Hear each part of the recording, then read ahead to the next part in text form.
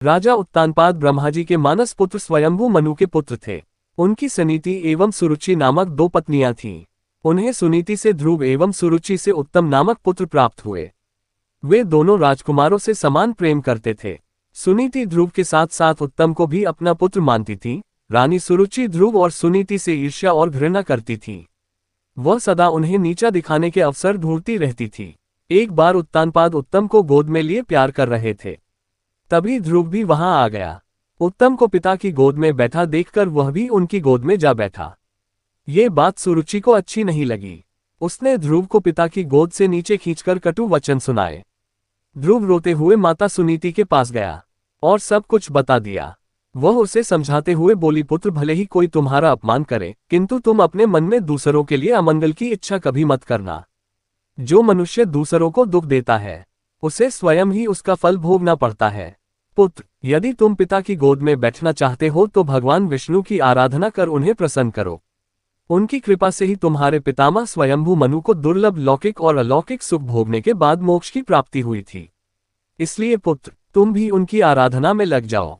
केवल वे ही तुम्हारे दुखों को दूर कर सकते हैं। सुनीति की बात सुनकर ध्रुव के मन में श्री विष्णु के प्रति भक्ति और श्रद्धा के भाव उत्पन्न हो गए।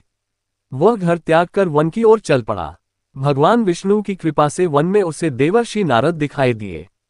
उन्होंने ध्रुव को श्री विष्णु की पूजा आराधना की विधि बताई। ध्रुव ने यमुना के जल में स्नान किया और निराहार रहकर एकाग्र मन से श्री विष्णु की आराधना करने लगा। 5 महीने बीतने के बाद वह पैर के एक अंगूठे पर स्थिर होकर तपस्या करने लगा। धीरे धीरे उसका तेज बढ़ता गया। उसके तप से तीनों लोक कांप उठे। जब उसके अंगूठे के भार से पृथ्वी दबने लगी तब भगवान विष्णु भक्त ध्रुव के समक्ष प्रकट हुए और उसकी इच्छा पूछी।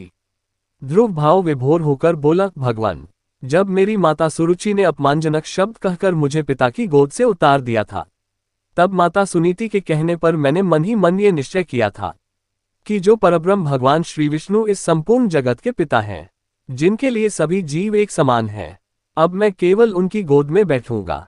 इसलिए यदि आप प्रसन्न होकर मुझे वर देना चाहते हैं तो मुझे अपनी गोद में स्थान प्रदान करें, जिससे कि मुझे उस स्थान से कोई भी उतार न सके।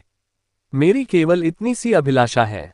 श्री विष्णु बोले, वत्स, तुमने केवल मेरा स्नेह प्राप्त करने के लिए इतना कठोर तप किया है, इसलिए तुम्हारी निस्वार्थ भक्ति से प्रसन्न होकर मैं तुम्हें ऐसा स्थान प्रदान करूंगा जिसे आज तक कोई प्राप्त नहीं कर सका। ये ब्रह्मांड मेरा अंश और आकाश मेरी गोद है। मैं तुम्हें अपनी गोद में स्थान प्रदान करता हूँ। आज से तुम ध्रुव नामक तारे के रूप में स्थापित होकर ब्रह्मांड को प्रकाशमान करोगे। इसके आगे श्री विष्णु ने कहा, तुम्हारा पद सप्तर्षियों से भी बड़ा होगा और वे सदा तुम्हारी परिक्रमा करेंगे। जब तक ये ब्रह्मांड रहेगा कोई भी तुम्हें इस स्थान से नहीं हटा सकेगा। वत्स, अब तुम घर लौट जाओ। कुछ समय के बाद तुम्हारे पिता तुम्हें राज्य सौंपकर वन में चले जाएंगे। पृथ्वी पर 36,000 वर्षों तक धर्मपूर्वक राज्य भोग कर अंत में तुम मेरे पास आओगे। इतना कहकर भगवान विष्णु अंतर्धान हो गए। इस प्रकार अपनी भक्ति से भगवान विष्णु को प्रसन्न कर बालक ध्रुव संसार में अमर हो गया।